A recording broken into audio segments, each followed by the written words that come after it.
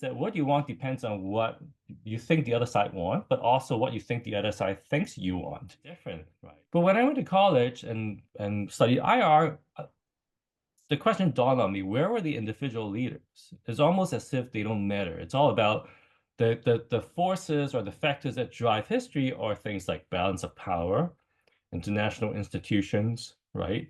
Norms, culture, identity, language, right? Or if you're more of a critical lens, like gender, even class, right? Marxism, right? But where's the individual? So that this question was really like I was like 99% satisfied with my education in Chicago, but this 1% that was really, really stuck in my mind, and I couldn't figure out why, right? It could be at the UN headquarters in New York, it could be in some international institutions in Geneva, it could be in a bilateral summit, trilateral summit, right? To look at practices. So that I think that was a very major shift, I guess, at least in the constructivist Yeah. school that really propelled diplomatic studies. COVID, I guess, that really Mhm. completely changed the way, not only like in our everyday life, right, how we run, how we're meeting here, right, but also in how international politics is being run. And this has gotten people to question what's the value of face-to-face diplomacy, what's the value, how Mhm. effective are virtual diplomacy, right? So this is, Right, and right. of course, there's rise of social media, this rise of social media, and which opens another field on like Twitter diplomacy, digital diplomacy, right?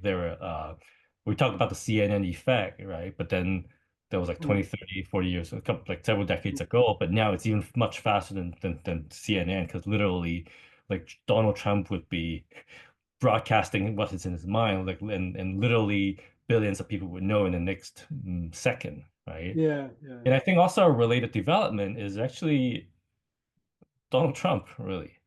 Because we knew I think if there's any proof that the agency matters, it would be someone like Donald Trump. But diplomacy is about convincing others, persuading others, like right? These critical juncture points. Because the July 1940s, there's a lot of diplomatic activities going on. You have ambassadors visiting foreign ministers visiting the prime minister of the chancellor, right? I'm pretty sure a Chinese diplomat who's professional from the Foreign Ministry of Foreign Affairs wouldn't take offense if an American doesn't drink the entire bottle of baijiu, right? It's my great pleasure to introduce my guest. He is Professor Dr. Seanon Wong. He is a professor at the Chinese University of Hong Kong, and he has a lot of other titles and achievements, but you could see all of them in the description. So welcome. Very good to see you, Sean. Thanks for having me. It's a great pleasure. Thank you.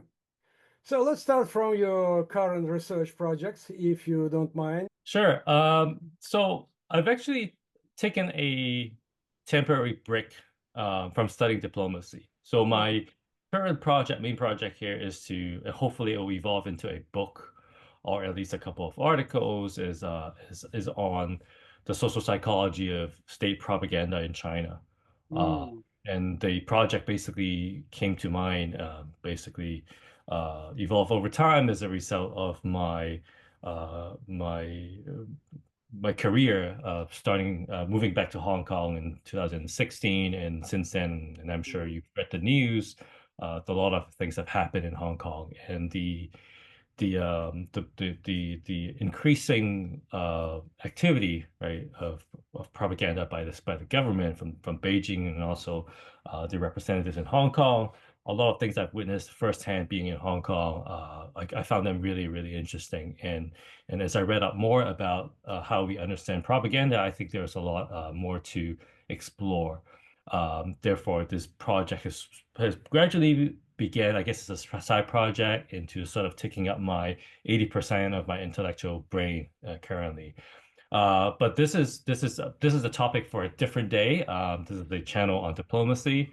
Okay. So I'll focus more on diplomacy, right? So when I if I when I eventually return to diplomacy studies, and it's I haven't put in on the side, completely forgotten about it, but there are some ideas brewing. So when I eventually work full-time on diplomacy, there are several ideas I want to explore further, that I think are in a way my response to what I think are lacking or shortcomings in diplomatic studies, at least in the literature on diplomacy, on face-to-face diplomacy, specifically Yeah. my area that's been focusing. So the first idea that I want to focus more on is the idea of contingency. So I'm sure you and many other viewers of this channel might be aware there's a blossoming of diplomatic studies in the last 10, Yeah. 15 years, and there's this literature growing on face-to-face diplomacy, mediated diplomacy through Zoom, through other kinds of technology. Of course, coming along with that literature is really going after the debate on structure versus agency. Right? Do agents matter at all when leaders meet each other? The answer, so we've the first sort of like first generation of this diplomatic studies is really to go after the so-called structuralist argument, meaning that agents don't matter. But then basically the argument has been that agents matter, we have to be serious about it. But I think we could move past the agent versus structure problem, and in a way to think about it, diplomacy in a different light.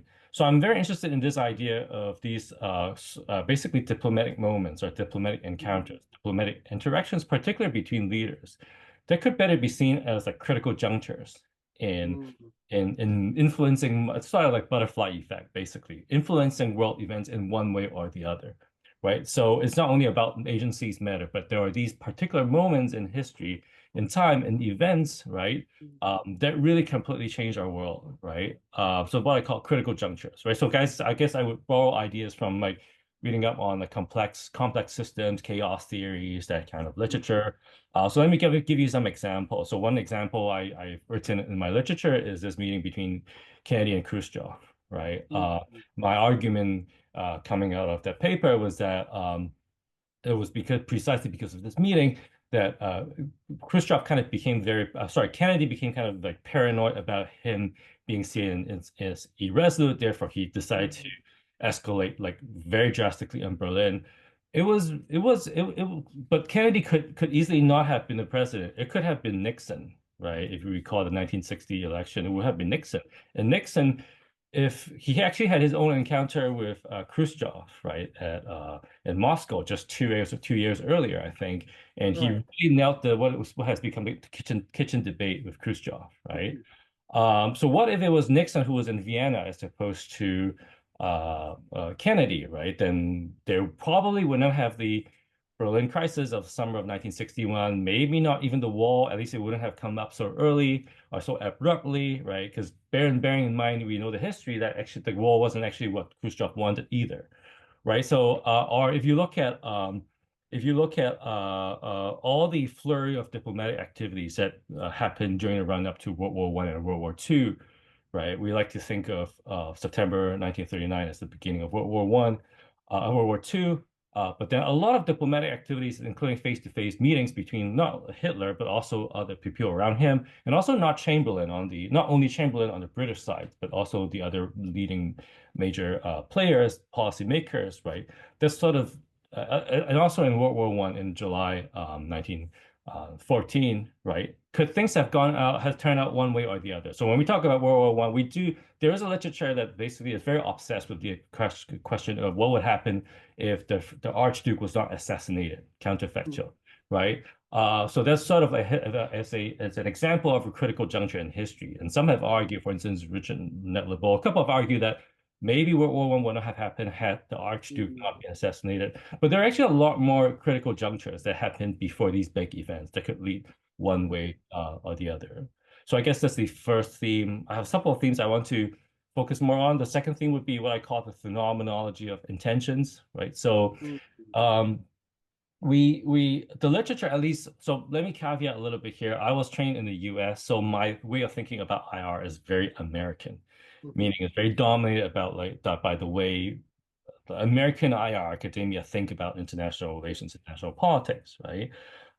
There's a very I think in this way of thinking, there's a very strong assumption that's being made. It's about about intentions, which is that intentions are fixed, right? So in rationalist term, what type is he? Is he the sincere type or the insincere type? Is he bluffing or is he not bluffing? The problematic here then is to how do leaders try to discern, right? How to understand to pull out the veil and to sort of infer what kind of type he or she is, right? But if you think about it, oftentimes intentions are not fixed, right? They don't pre-exist. They happen, they're co-constructed. It's a co-constitutive process, right? You don't necessarily sometimes you do, right? You go into negotiation, you would probably have an idea of your bottom line, what you intend to do if the other side decline your request, etc., etc. So there are these intentions that are fixed, but oftentimes it's the same thing in everyday life. Before entering an interaction, you actually don't know what you want. And it's co-constituted in the sense that what you want depends on what you think the other side want, but also what you think the other side thinks you want, right? So it's a very dynamic, dialectical, intersubjective process, Yeah, right? very interactive, in fact. Yes, yes, yes. So that's sort of like so I kind of want to move beyond, and this is sort of this assumption of a fixed intentions is sort of kind of prevalent too, also in the diplomatic studies literature, including my former writing, right? Good. So I want to tackle that a little bit. The third theme I want to focus is understanding. So there's a recurring theme in diplomatic studies, right? Or at least in diplomacy and face-to-face diplomacy, by myself and a couple of colleagues, is that there's I think it was Marcus Holmes and Nick Wheeler who wrote in one of their pieces that said there's a positivity bias in this literature, meaning that a lot of the cases we study, we try to understand how could when leaders meet each other they could develop trust, develop rapport, they could bond with each other, right? So that's the bulk of our focus, right? So the prime example would be, of course, Reagan and Gorbachev, right? Right. There are also cases that we looked at where the relationships that turned sour, right? So I think that's a question that Nick Wheeler and Marcus are focusing on with their current project. I think that's the focus. But I realize there's also a kind of relationship, a kind of outcome that we haven't really studied much, which is misunderstanding, right? So oftentimes leaders could come into, so the assumption here is the more interaction, the better you understand the other side, right? But that's not necessarily true if you look at some historical cases. I mean, these are disputed cases. For instance, famously, right, when Saddam Hussein met with the American ambassador, I think her name was April Galesby, or yeah, when they met in the summer of, I believe it was the summer of 1990, right? Basically, we knew Saddam Hussein was trying to test the water, like how likely would the U.S. would the American respond if he invaded Kuwait?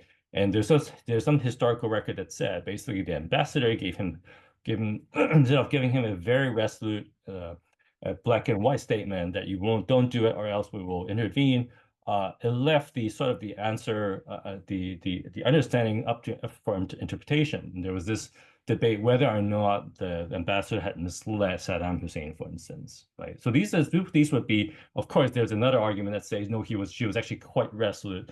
There was no like, murky or muddled statement here. Still, we see examples of these kinds of misunderstandings.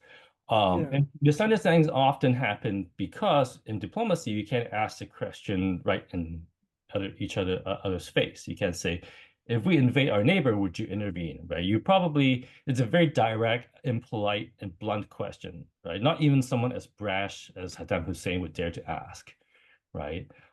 So therefore, there's always this game playing. I'm trying to tell you what I'm going to do. I try to infer what you will do in case I actually follow through with what I have in mind. But you still have to guess what am I actually trying to do, right? To give me a good answer. And I have to infer from your answer your true intentions. There are a lot of very interesting behavioral, but also linguistic dynamic that I think deserve to be studied more. Yeah, so there are more things that are in my mind I want to pursue, but I'm going to stop here. I could provide more later on, I guess. Perhaps another example we may recall, it's a meeting between Tariq Aziz, is a foreign minister of Iraq under Hmm. Saddam Hussein, and James Baker. Yes. They met in 1991, and the result was total misunderstanding between each other. Because Saddam Hussein's brother was there, and he directly reported to his brother, to Saddam Hussein, that now we see Americans would not attack us because James Baker said, well, if you invade Iraq, Kuwait, we will attack you. But it was said just calmly as a classical diplomat, Yeah. which Yeah. means to Iraqi side, it's not a kind of real threat. Yes. Could be done like with much more anger, and Uh-huh. so that was a very classical misunderstanding. Hmm. Totally All right. agree. Well, thank you very much. Very interesting, very wonderful research projects.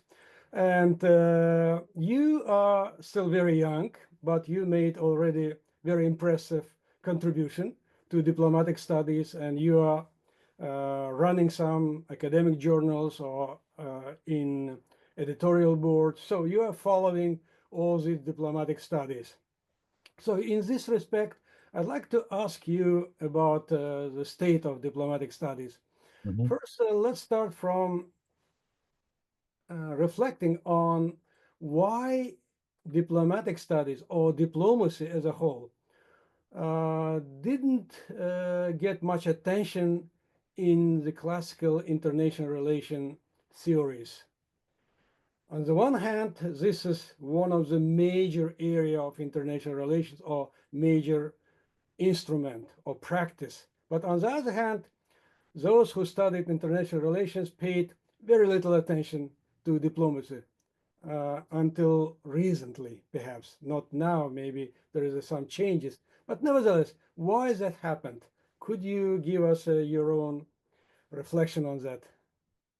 Sure. So let me, I guess, tell you a personal story or something autobiographical. I knew nothing about international politics, international relations theory when I went to school from an undergraduate in Chicago, University of Chicago in the early Right, 2000s. And I could say, like, being an undergraduate and an IR major at Chicago in the early 2000s was a dream for everyone, for anyone who's interested in the topic, because we literally right, had most impressive leading figures in the major schools of thought in IR, right? So I studied with Mearsheimer, of course, there's realism. I never got to study with Alex Wendt, but he was there and I could see his influence. I knew his work too. I read up his work. So there's constructivist. One of my main advisors was Charles Lipson. He wrote a book on the democratic peace theory. So there's liberalism.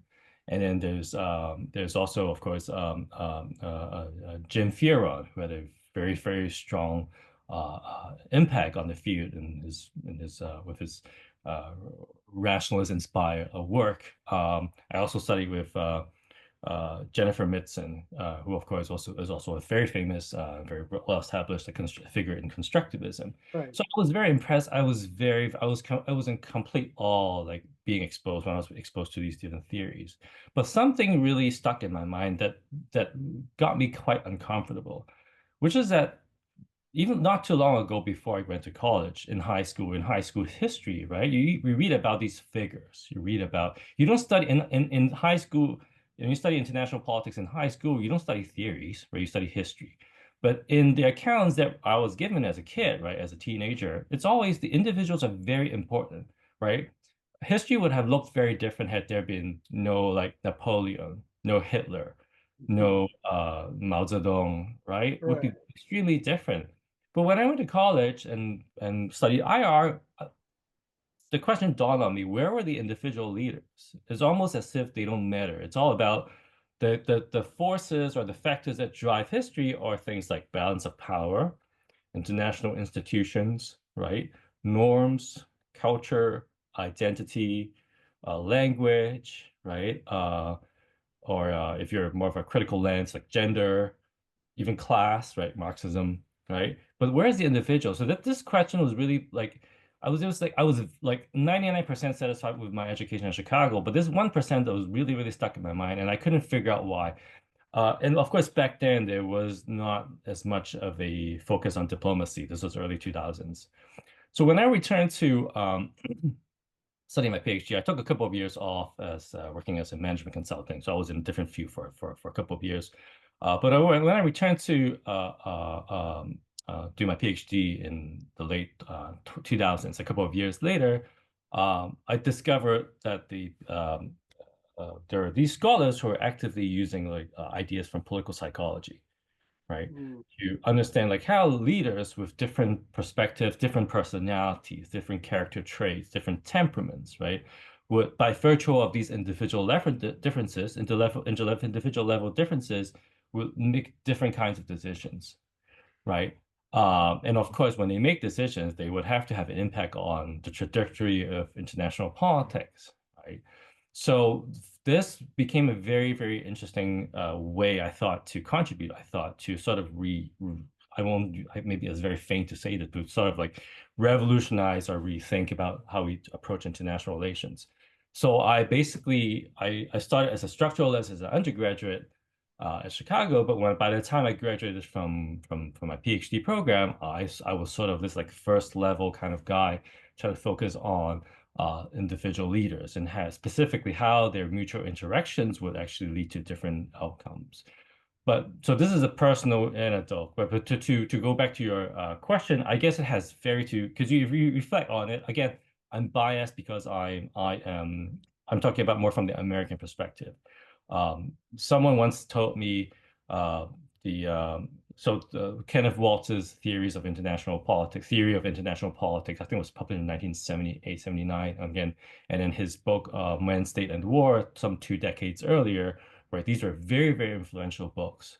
And of course, these are very structuralist accounts. It was in some passages, he was actually quite explicit to say that it's not so important to understand individuals. And I think going back to the intellectual history of this field, because of the dominance and huge impact that this uh, Kenneth Waltz's book, right? And someone told me, maybe with a tinge of exaggeration, all research that's flown out that come in 1980s, 90s, and 2000s, right, are pretty much a reaction to Kenneth Waltz, but still more at the structural level. So for example, Wendt is a direct response to Walls, of course, Cohen also a direct response to neorealism. So there's this very, very strong structural bias, I guess, in American IR at least, that for better or worse, I think very much is a result of Kenneth Waltz's work. Well, Hans Morgenthau, he paid quite a big attention to diplomacy. But after, I didn't see much attention to diplomatic practice or diplomacy within IR. Or maybe you've seen a little differently. No, you're absolutely correct. I mean, if you read Morgenthau, right, there's a lot of agency in it, right? Leaders matter. Who's at the helm matters, right? How Right. do you actually manage international politics matter? And the classical realists, right, even all the way back to if you read Thucydides, right? There's a lot of agency in these writings. But somehow this agency was just more or less disappear. There's a parallel literature that studies like leadership, um, that some political psychology going on, but that's not inactive. But this literature was never in active conversation with IR theory as a whole. And I think again, um, a lot had to do with Kenneth Waltz's influence. I think it wasn't until I think it was in the early 2000s. There was this piece in IS by Pollock and the name just slipped my mind. It's called um, um, it's basically about basically rediscovering the role of individual leaders. Right. So that really caught people's attention. So we really have to look at these leaders, right? Otherwise, we can't understand, for instance, the end of the Cold War, right? When basically all of the theories were thinking that the end of the Cold War by the 1980s, right?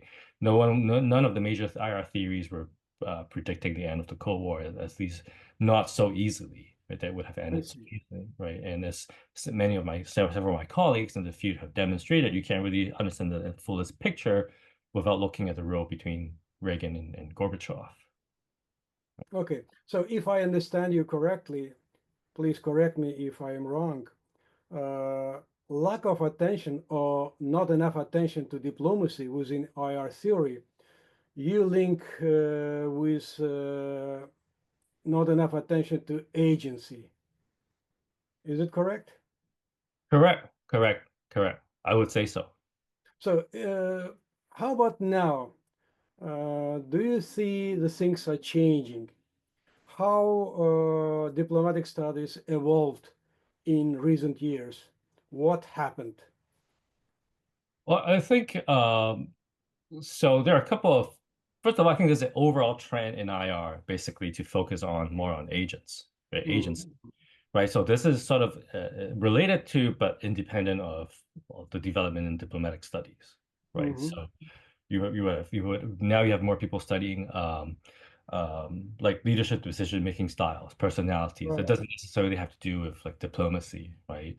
Some are Yeah. more risk taking, some are more risk averse, some are have shorter like time horizon, some have longer time horizon, right? These so there's a shift, I guess, away from uh from from um from structure to individual agents. So that's first Mhm. development.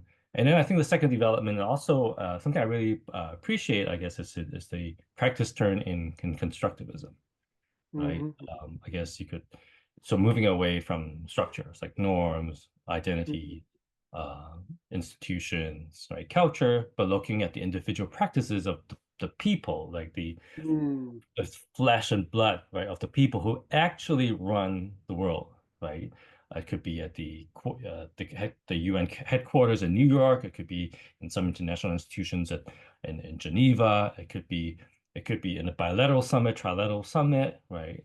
To look at practices. So that I think that was a very major shift, I guess, at least in the constructivist Yeah.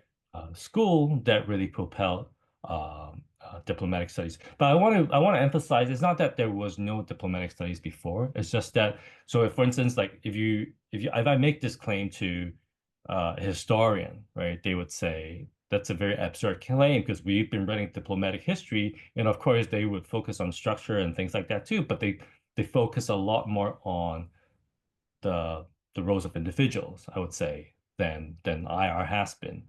But it's just that there hasn't been a lot of, I guess, fertilization between the two sides. Yeah.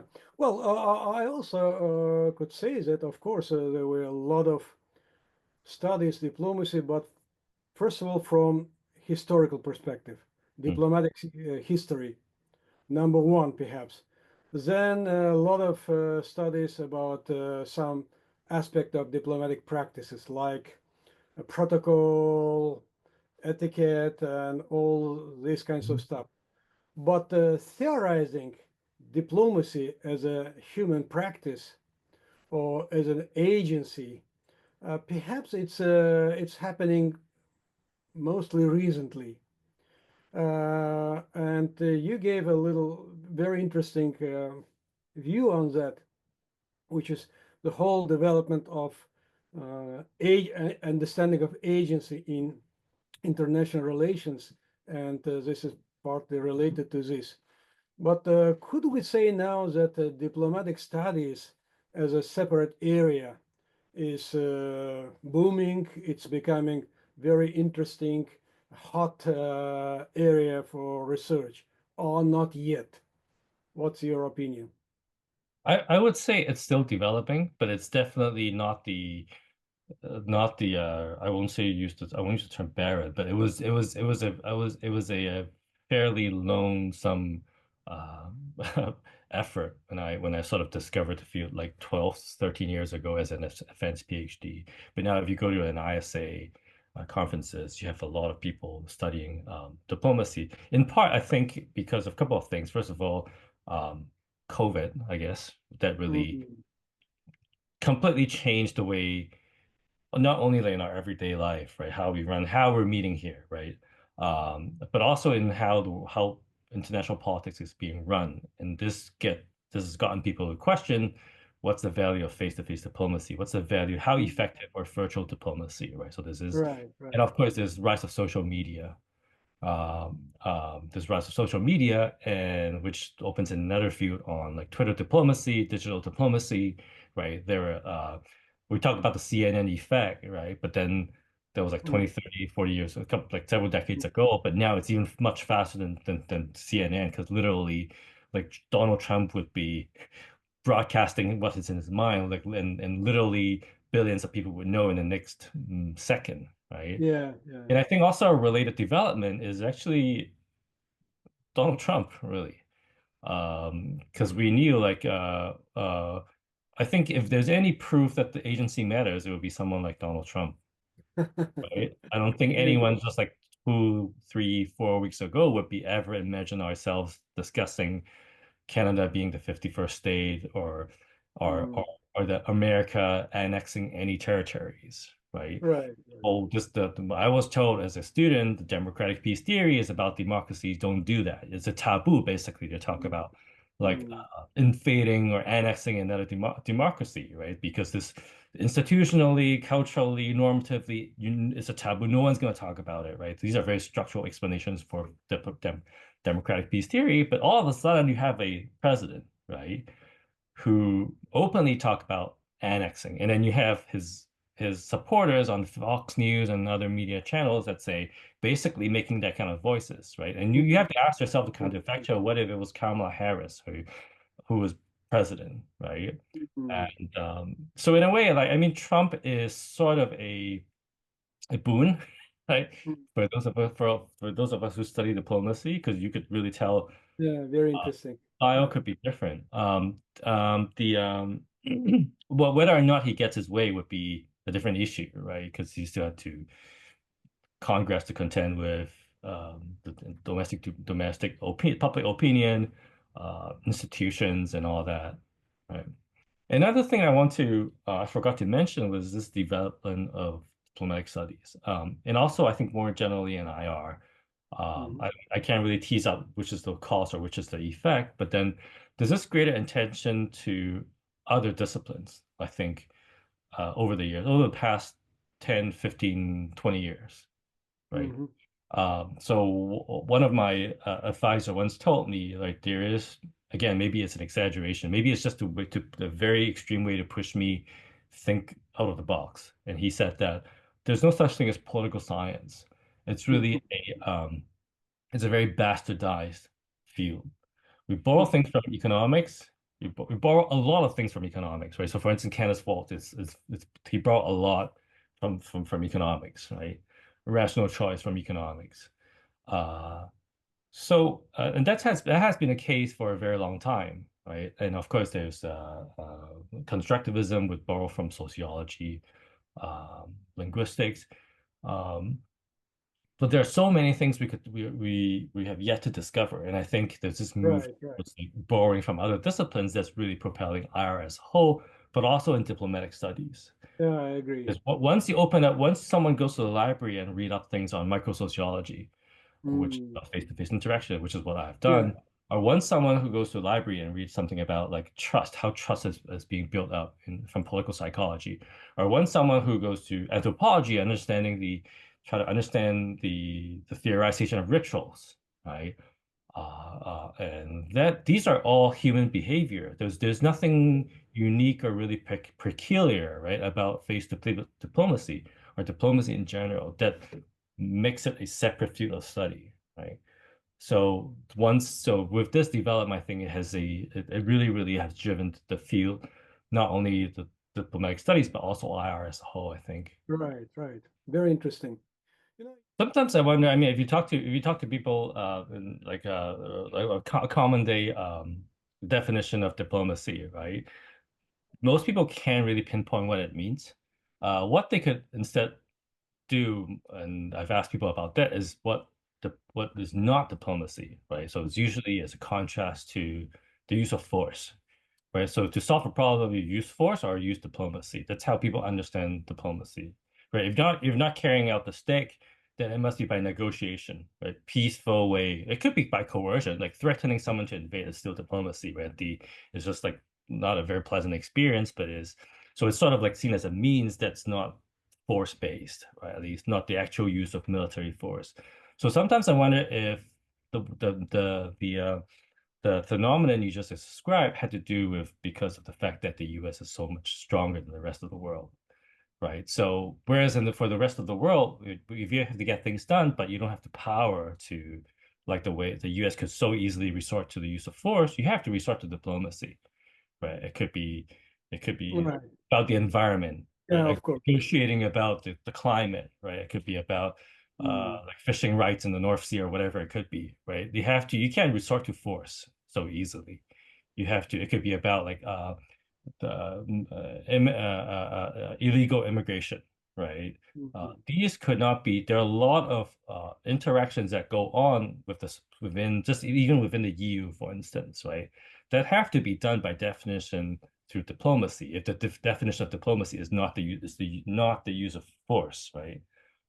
Whereas you don't get that kind of dense interaction that happens uh, definitely not amongst the 50th state. We won't call that Mm. diplomacy in that sense, but this Right. because of this unipolar moment or unipolar the power that the U.S. enjoys really the word diplomacy has really just dropped out of even in everyday language. Yeah. Well, regarding force in diplomacy, of course, diplomacy is an effort to develop relationship and to make a peace or to achieve peace.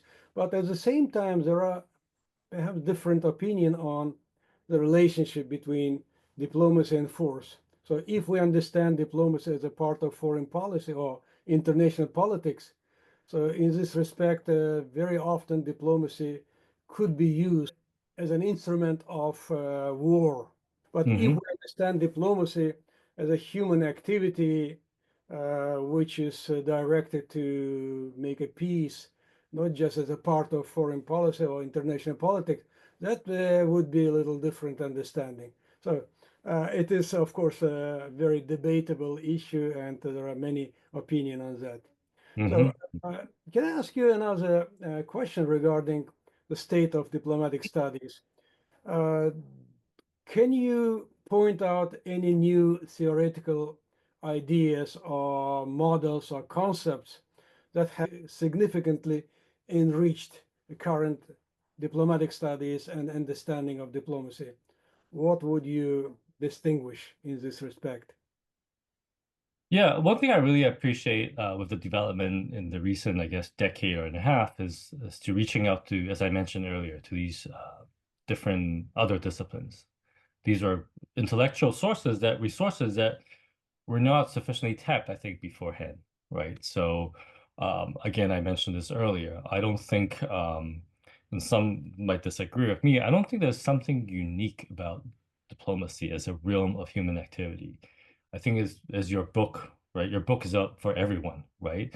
The way you conduct diplomacy in everyday life is pretty much the same as how diplomats treat each other, or like how like but I guess the only difference is that they are acting in theory on behalf of the state, not on behalf of Right. themselves. But in theory, it should be no different than say two CEOs are negotiating over an M&A or whatever, right?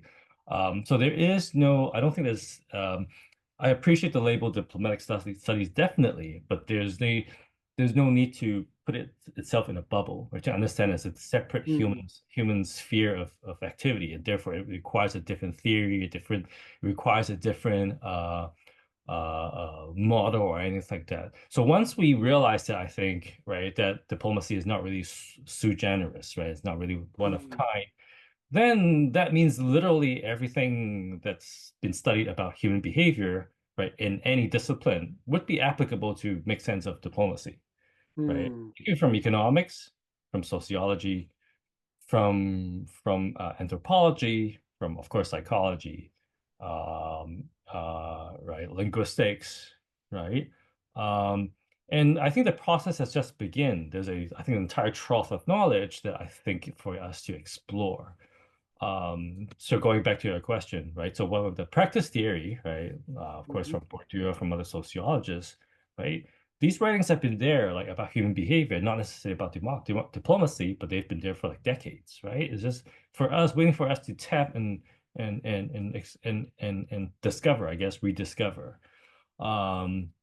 this ongoing turn towards understanding rituals, right, by myself and also other colleagues, right? It's the same thing, right? Ritual is as I guess as old as human societies, right? Rituals that happen in everyday life or in business negotiations, the handshake in the handshake negotiations, the role that the handshake plays in the business negotiations, or how you see it, right, at a negotiation table shouldn't be so different from the dynamics that happen, the same ritualistic dynamics that happen between leaders and diplomats, right? So I'm very actually quite happy with where uh, the field is heading in that sense. And there are still many other things to explore. So a couple of ideas that I maybe I would be the tap into further is to further understand the personality, right? So you have and how different personalities will influence how leaders interact with each other. So in my research, I use this concept of some leaders are stoic, some leaders are hotheads, and how this kind of differences in temperament could influence their interaction with other leaders and therefore their international relations, right? So I introduced this sort of variable, I guess, this concept. You also have Marcus Holmes and Nick Wheeler who are looking at like what they call security dilemma sensibilities, right? How sensitive you are to the security dilemma that your counterparts are feeling, right, towards you. There's also the practice theory scholars have used the idea of competence, right? You have to perform your job competently, right, as a diplomat. But there are actually a lot more individual level variances. We could either invent ourselves or we could just borrow from other fields to further understand diplomacy. So let me give you an example. There's an entire literature I've been reading up on my own and I think you cite it in your book too, on persuasion, right? Right? Persuasion, your ability to persuade someone would be very different from mine. I'm a very bad salesperson. This is why I left my previous job as a management consultant because I can never sell anything. Right? But diplomacy is about convincing others, persuading others, right? And there's a very, very rich literature, which I'm only just very beginning starting to explore on why some are uh, better at persuading other people and why Mm. others are worse, right? Of course, this is also this related concept of empathy, right? So there are a lot of things we could still tap into. And this is only just from psychology, right? Yeah, yeah. Well, Linguistics as uh, well. yeah. Perhaps both strengths and weaknesses of diplomacy or diplomatic studies is that we could approach to the concept of diplomacy from different angles, from different perspectives. It's again both strengths and weakness. We could consider it at individual level, at institutional level, at state level, international level, see it as a global governance or institution or human practice, part of foreign policy or international politics. So there are so many different possible angles to consider and approach, Mhm. which is again both good and sometimes makes difficulty for Yeah, better understanding. But it is good. It's generally speaking, it is nice to see that there are so many new approaches are developing. yes. So trans-professional diplomacy, everyday diplomacy, so NGO diplomacy, city diplomacies, human-to-human diplomacy, etc., etc. That's I very positive to these kinds of development myself. The other part I want to, I guess, to return to your earlier question a little bit, it's about why there hasn't been so much written as much on in diplomatic studies until very recently. I think is also methodological, right? So Mm. you could study diplomacy, right? That happens in a business negotiation. I guess you can Mhm. do so by simulating it in a laboratory, right? You can ask a CU if I could tag along and see how you negotiate, right? You could see like you could actually sit there and observe a labor negotiation, right?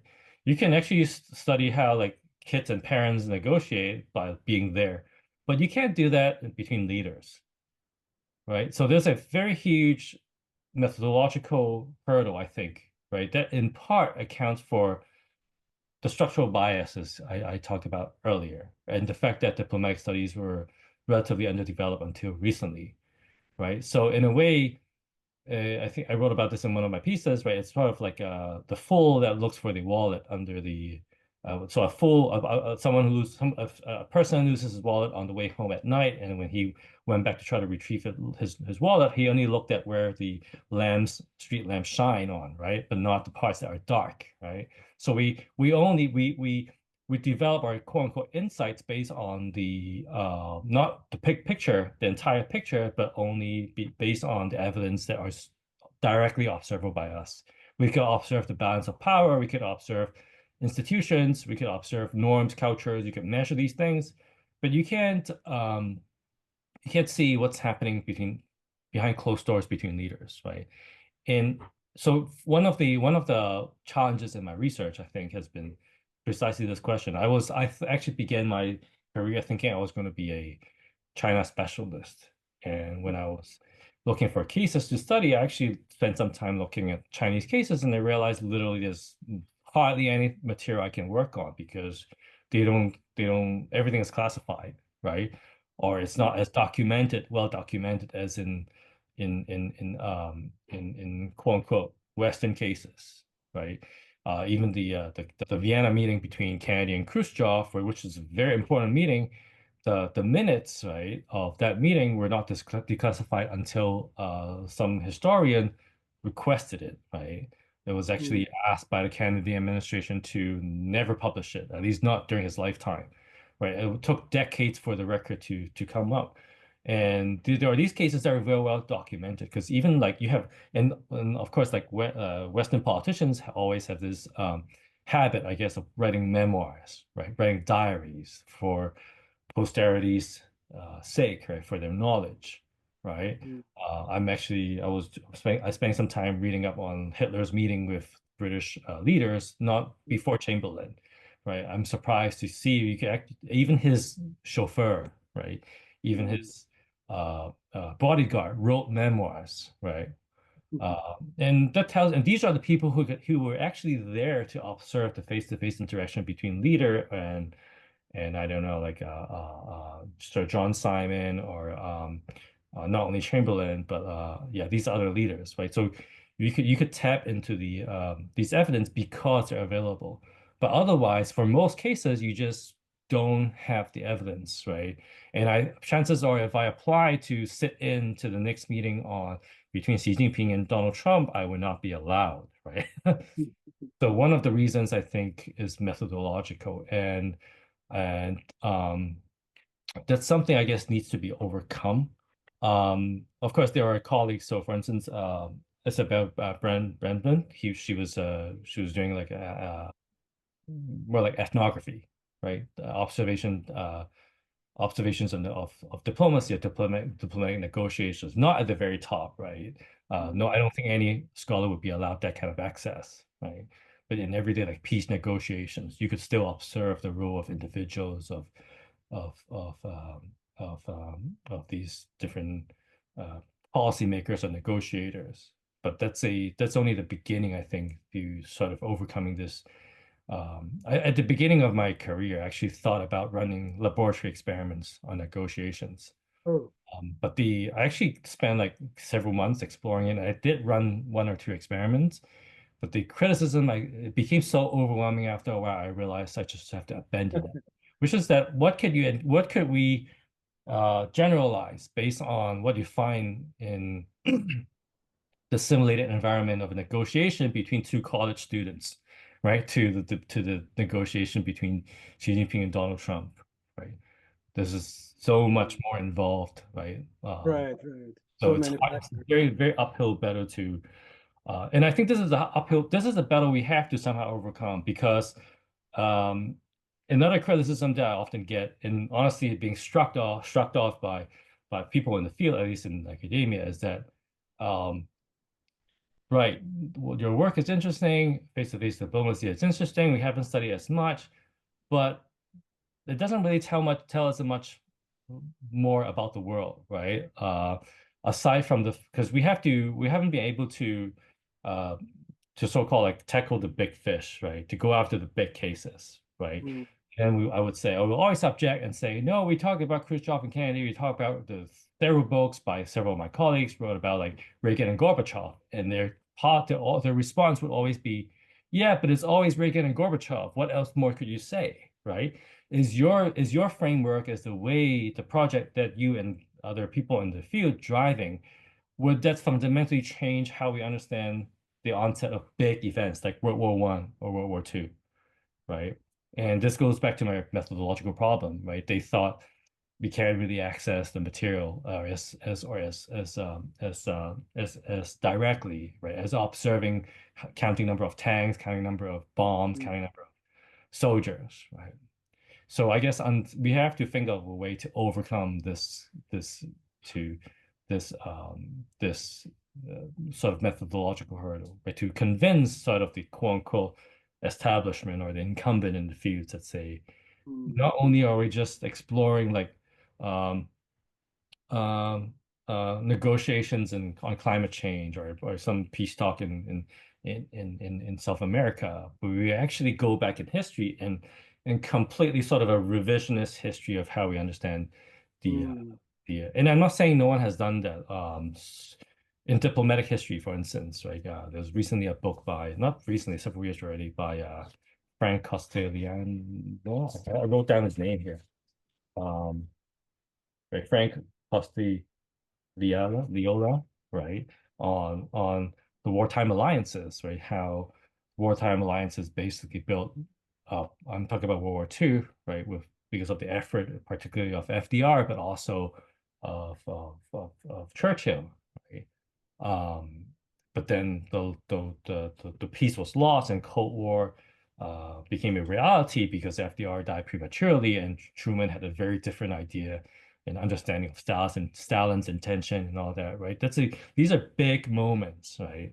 But unfortunately, this is the literature that very well written, but not very much visited by our scholars. So we have mm, to think about it. How do we make them completely rethink the way we think about it? It's like how we sort of trying to rewrite the history of the Congress of Vienna, for instance, because the mm, materials are there, right? It's not only about the predominant political power. You have to understand the role of the prince or Talleyrand or these people, right? Um, yeah. So there's a methodological dimension, I guess, to the question. very interesting. You are one of young scholars, a new generation of diplomatic scholars who brought a lot of new ideas from other areas like political psychology or just psychology. So you studied face-to-face diplomacy, the role of emotions, body language, the madman, their behavior, uh, many other things. So could we just bring all these different areas, mostly related to political psychology, through understanding of body language in diplomacy?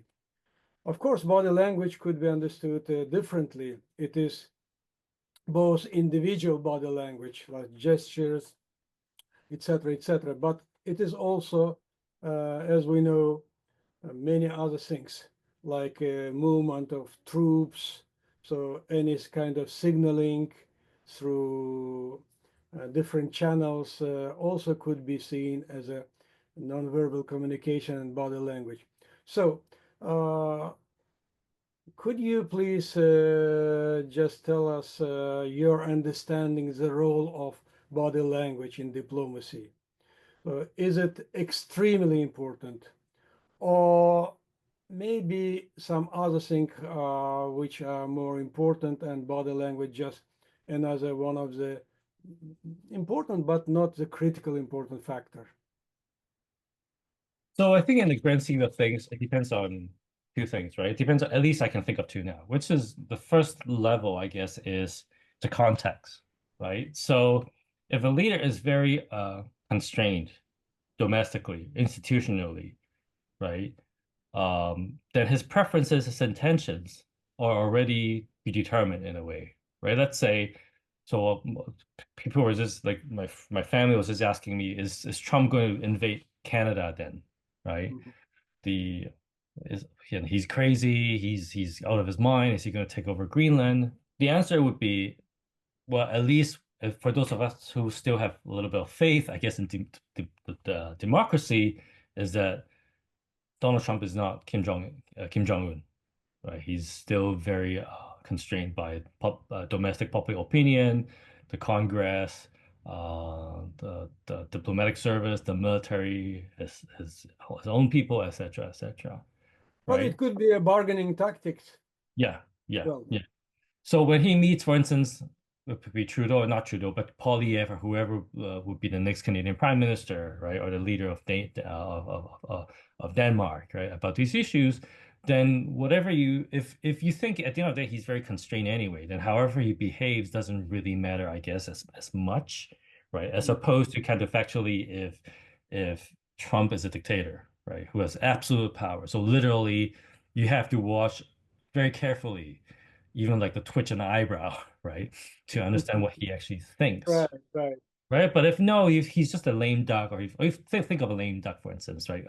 Like Joe Biden. It doesn't really matter what he does now. You don't have to care about his body language or whatever, really, Mm, because he's going out mm, anyway. He's not going to very influence interesting. the actual policy outcome, right?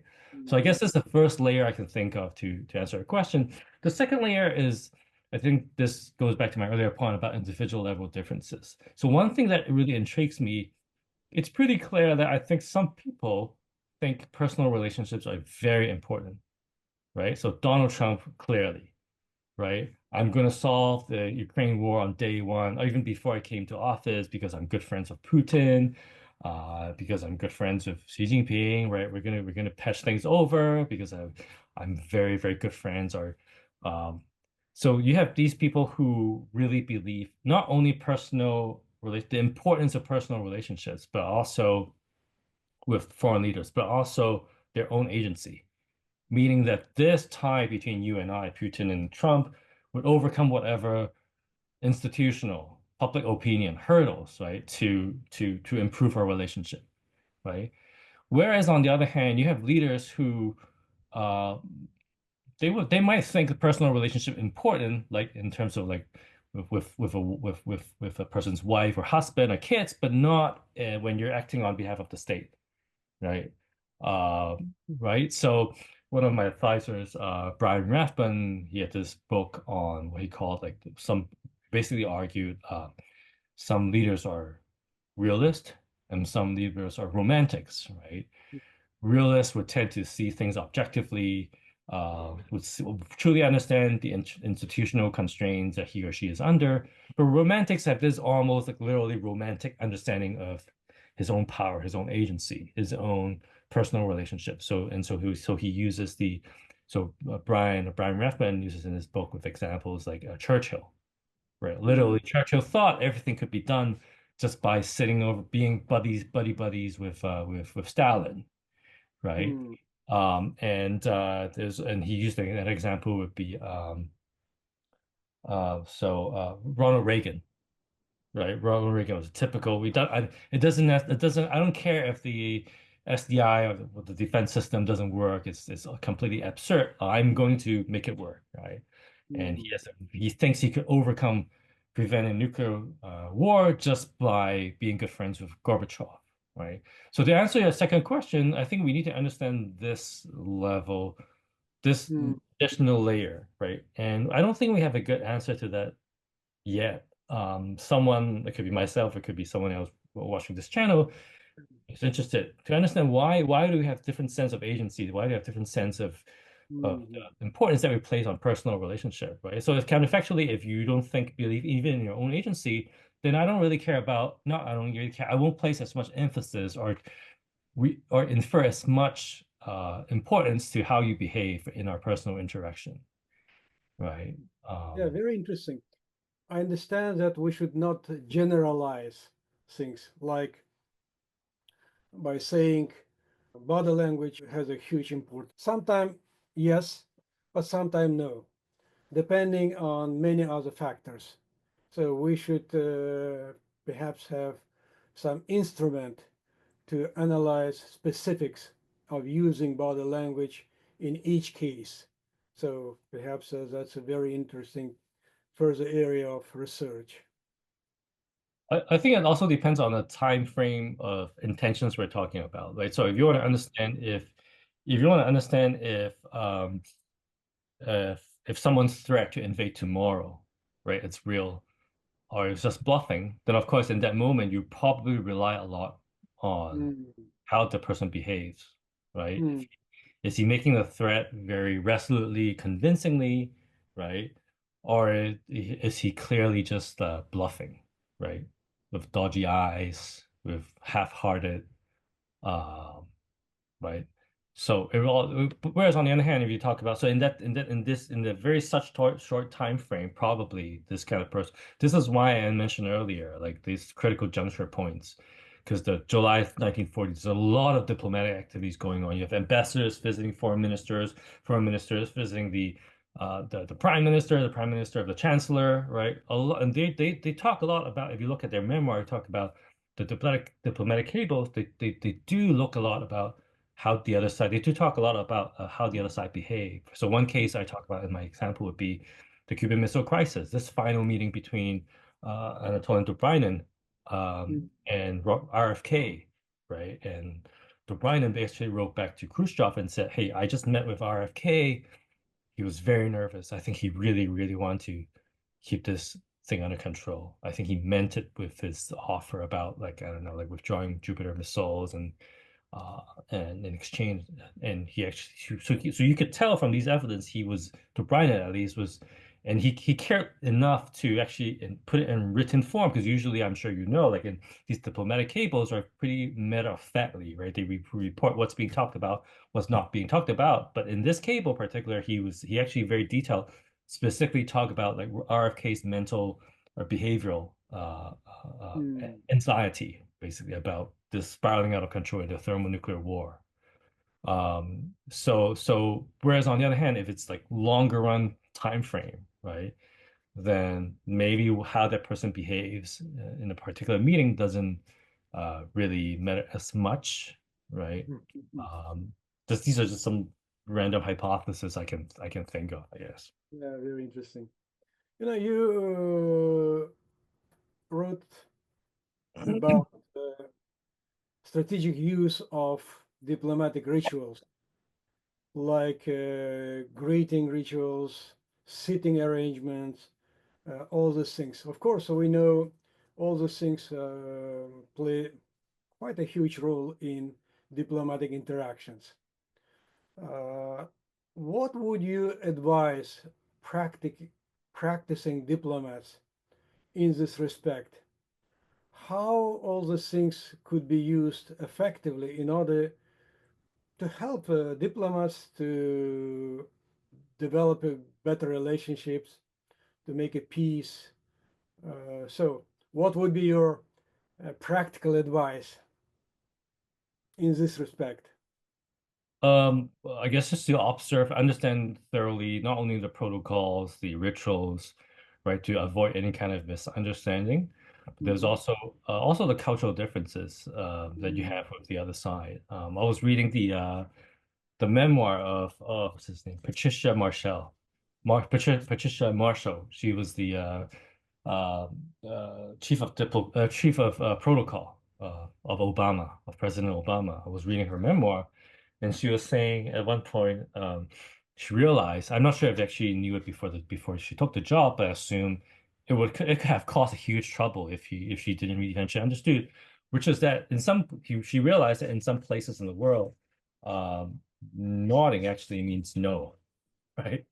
Um, so I'm sure that'll be huge. You don't want to not understand the but when the other side is saying nodding, basically you take that for a oh no, so when it's a place where yeah, so I have his quote. Nodding, yes, actually say, signals no in certain countries such as Greece, Albania, and Bulgaria, quote, and quote, I have a yes. quote here, right? So these things you have to understand.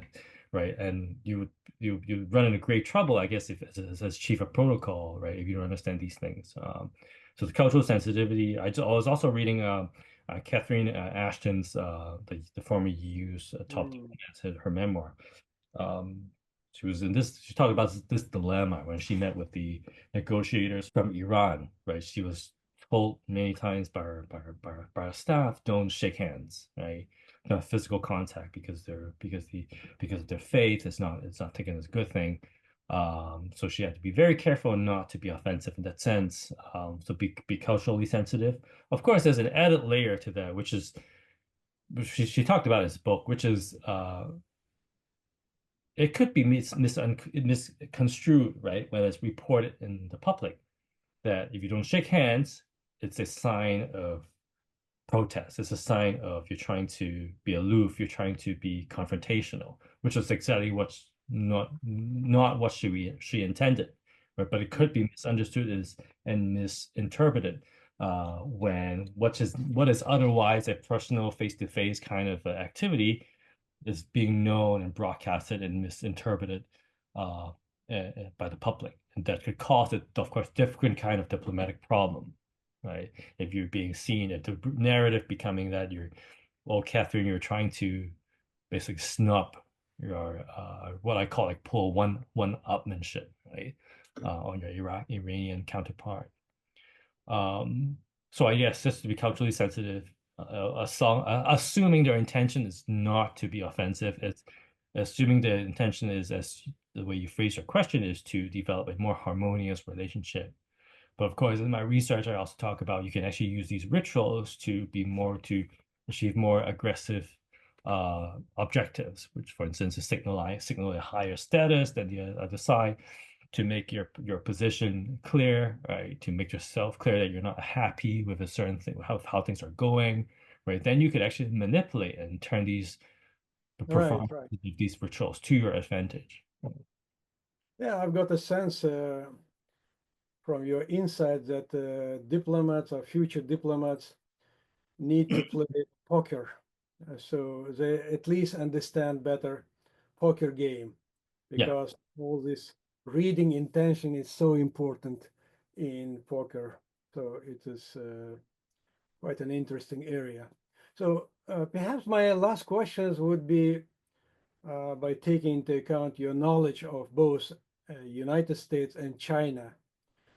So of course we know that diplomacy has its own culture, diplomatic culture.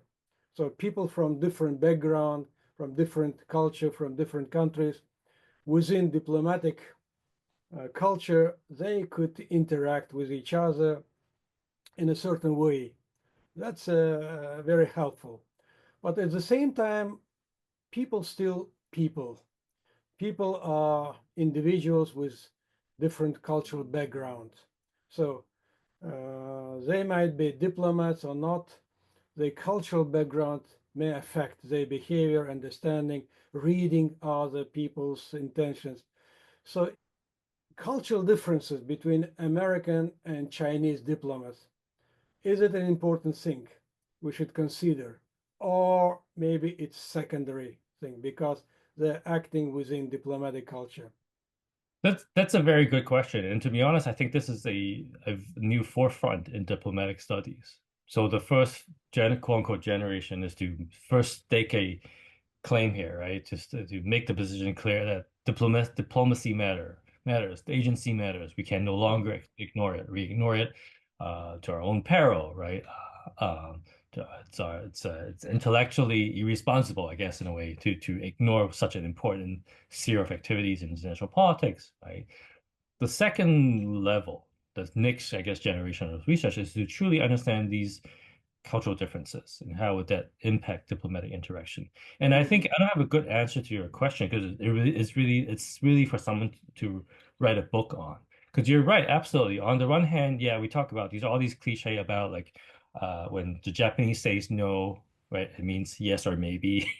I'm sure I think there was this book in business that talks about like how do you I think it was back like several decades, a long time ago when Japan was a major economic power. There was these self-help book or on how to, not self-help, but books on how to negotiate with the Japanese when we talk about like different cultural differences.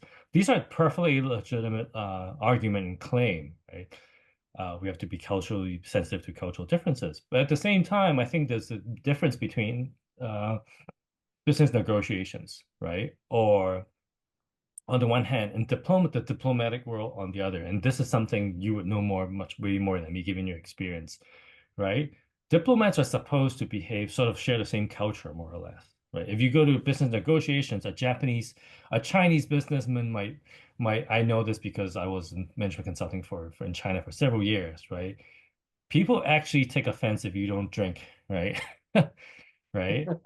But it's a you can't really have a business deal without drinking the entire, not like at least half, like 2 shots or 3 shots of baijiu, right?